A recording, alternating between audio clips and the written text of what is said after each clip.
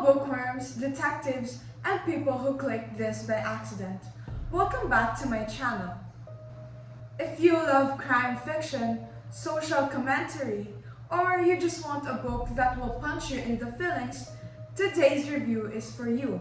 Hi, I am Angel Luan in Lorraine P. Austria, and we're talking about Smaller and Smaller Circles by F.H. Bataca, aka the Filipino crime novel that said, "Okay, fine. If no one will write us representation, I'll do it myself."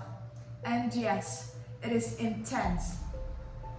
The story centers on fathers Gus Saenz and Jerome Lucero, two Jesuit priests who also work as forensic investigators. So imagine priests who spend their time studying crime scenes, examining evidence, and fighting for justice. It is such a unique combination. Their main case is the murder of young boys living in Payatas.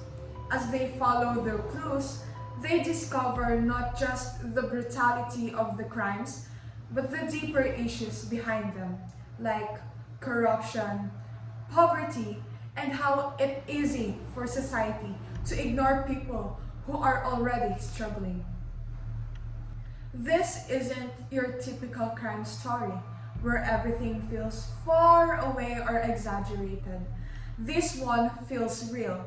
It's set in places we know, with problems we recognize, and characters who feel like actual people, not just fictional detectives. We are all trying to find meaning, Father, even in the smallest of circles. This quote captures the whole message of the book in one line. The victims in the story are poor boys, kids the world already ignores. But this quote reminds us that every life, no matter how small or overlooked, has meaning. The book wants us to understand that people shouldn't be forgotten just because they come from places society doesn't pay attention to. So here is why I think Smaller and Smaller Circles is such a good read. First, the realism. The book shows what it's really like to deal with crime in the Philippines. Slow justice, lack of resources, and systems that don't always work. It is honest and sometimes even uncomfortable, but that's what makes it powerful. Second, the pacing. The investigation moves steadily, and each chapter adds a piece to the puzzle. It is not confusing, but it keeps you curious. You'll want to keep reading because you feel like you're following the case with them. Third, the characters.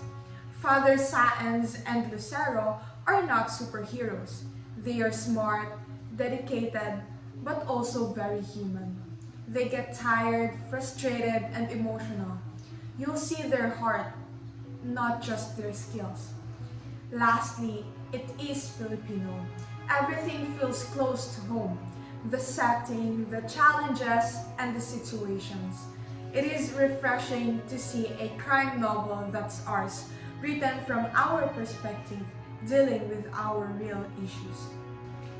What I really like about this book is that it balances story and truth. It is a mystery, yes, but it also opens your eyes to things we sometimes ignore. It makes you think about justice, fairness, and the value of life. It is the kind of book that stays with you, not just because of the crime, but because of the message behind it. In the end, Smaller and Smaller Circles teaches us that every life matters, even the ones society overlooks. It reminds us that justice should never depend on person's background. When we choose to care, when we choose to see people who are usually unseen, we make the world just a little kinder. Thanks for watching. Don't forget to like, subscribe, and comment what book should I review next. See you in the next chapter.